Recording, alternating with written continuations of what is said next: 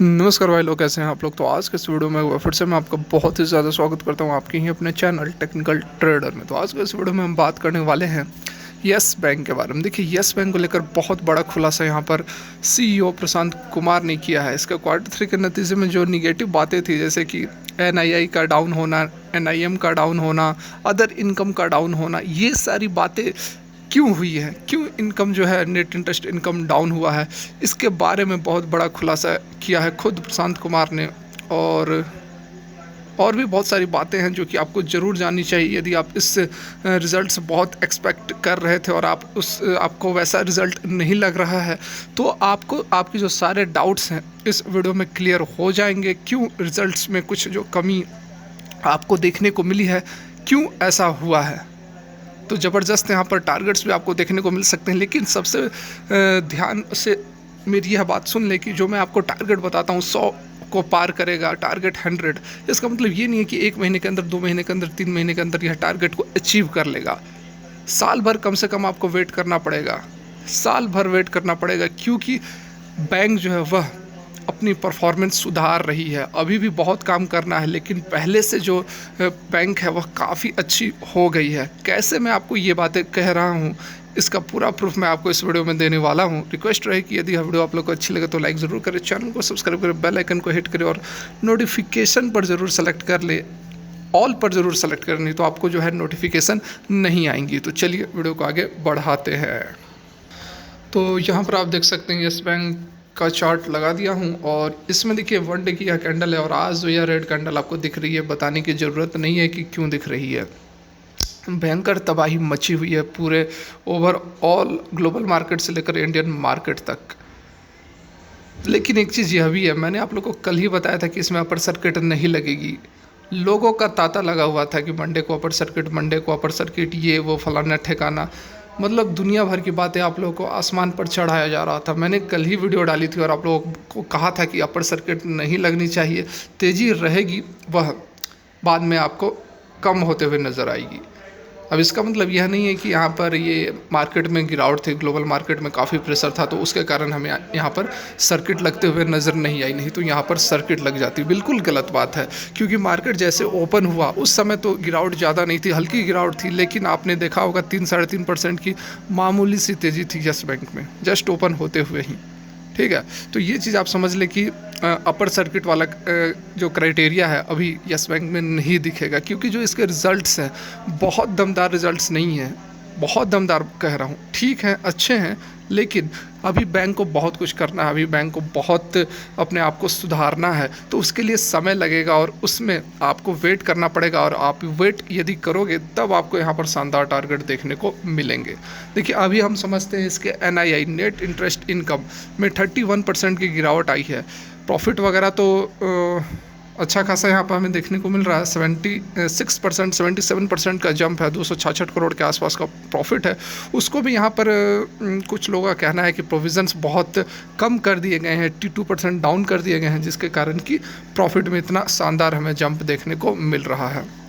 कुछ इसके negative sides भी हैं, जो एनालिस्ट्स हैं उनका कुछ और भी कहना है। वो सारी बातें मैं आपको बाद में बता दूंगा, क्योंकि दोनों तरह की बातें आपको मैं समझाऊंगा, उसके बाद आप खुद कंक्लूड करो, डिसाइड करो कि क्या सही में येस बैंक के साथ जो एनालिस्ट बता रहे हैं कि ये निगेटिव बातें हैं, क्या सही में उन बातों में दम है या फिर ऐसी अफवाह फैलाने की कोशिश कर रहे हैं। लेकिन जो अभी मैं आप लोगों को बातें बताने वाला हूँ, प्रशांत कपूर ने जो बातें बताई है उसमें दम तो है, उसमें बिल्कुल दम है। कैसे, आइए समझाते हैं। तो यहाँ पर आप देख सकते हैं जिस चीज़ की मैं बात कर रहा हूँ, आपके सामने ये डाटा मैं लेकर आया हूँ। ये देखिए, बात हो रही है इसकी नेट इंटरेस्ट इनकम, जो कि इस क्वार्टर 1512 करोड़ है। पिछले साल ईयर ऑन ईयर की बात की जा रही है 2560 करोड़ थी, और जो डाउन है 31.1% यहाँ पर नेट इंटरेस्ट इनकम, जो कि बैंक का कोर इनकम कहा जाता है, वह 31.1% कम है। और यह एक निगेटिव बात है, लेकिन डाउन क्यों है इसको यदि आप समझेंगे तब आप एक्चुअल पिक्चर को यहाँ पर जान पाएंगे। देखिए, नेट इंटरेस्ट इनकम का मतलब क्या होता है।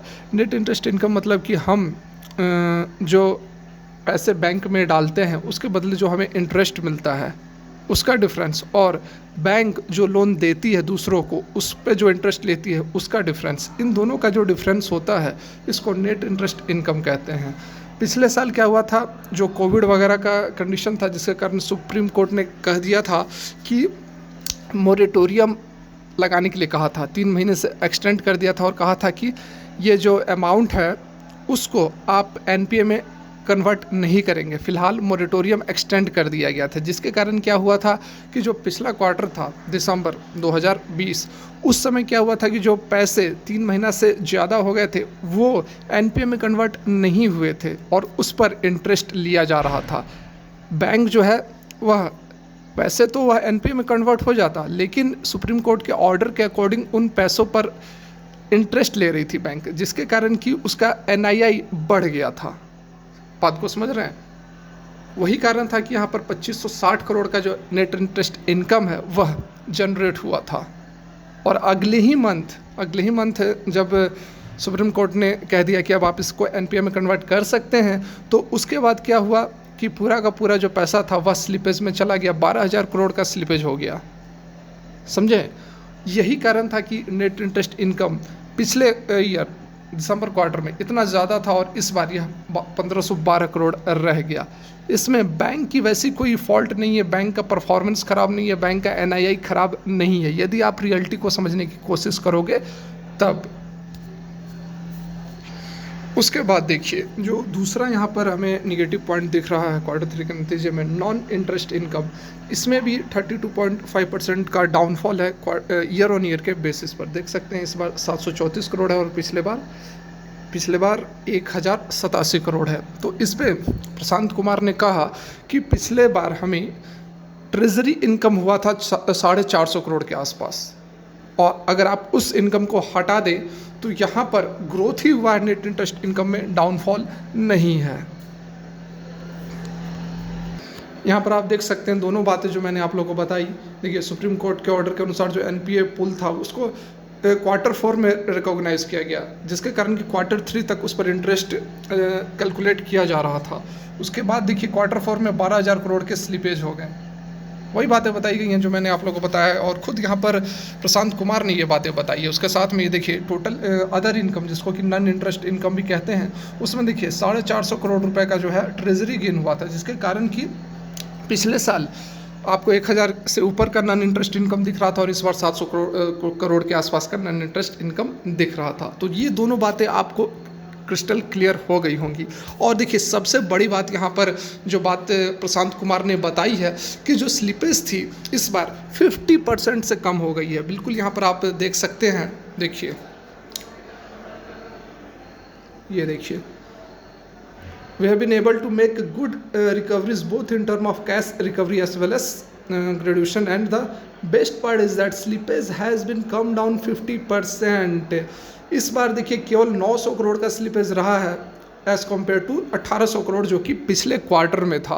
तो देखिए यहाँ पर अब जो बातें हैं बिल्कुल यहाँ पर क्लियर होते हुए नज़र आ रही हैं। सबसे बड़ी जो समस्या थी स्लिपेज, यही जो स्लिपेज होती है बाद में एनपीए में कन्वर्ट हो जाती हैं। तो अभी जो स्लिपेज है वह हाफ हो चुकी है, 1800 करोड़ से 900 करोड़ पर आ गई है। तो इसलिए मैं आप लोगों को कह रहा हूँ कि समय दीजिए, इसको 2-3 क्वार्टर का वेट कीजिए, इसके बाद आपको बैंक अपने फुल फॉर्म में आते हुए नज़र आएगी। अभी भी कुछ यहाँ पर समस्याएँ हैं, जैसे प्रोविजंस, यहाँ पर प्रॉफिट ज़्यादा दिखाया जा रहा है। जो बात है मैं आपको फैक्चुअल यहाँ पर बात बता रहा हूँ, ना ही इसकी मैं तारीफ़ कर रहा हूँ, ना ही मैं बुराई कर रहा हूँ। प्रोविज़न्स हैं वो यहाँ पर बहुत ही कम कर दिए गए हैं, जिसके कारण कि आपको प्रॉफिट ज़्यादा दिख रहा है। लेकिन प्रॉफिट की बात आप छोड़ दो तो ओवरऑल यहाँ पर ठीक ठाक बैंक परफॉर्म करते हुए नज़र आ रही है। और भी यहाँ पर डिटेल्स हैं और भी बहुत सारी बात उन्होंने बताई हैं, लेकिन देखिए वीडियो हो जाएगी लंबी, और आप कहते हैं कि वीडियो आप लंबी बनाते हो।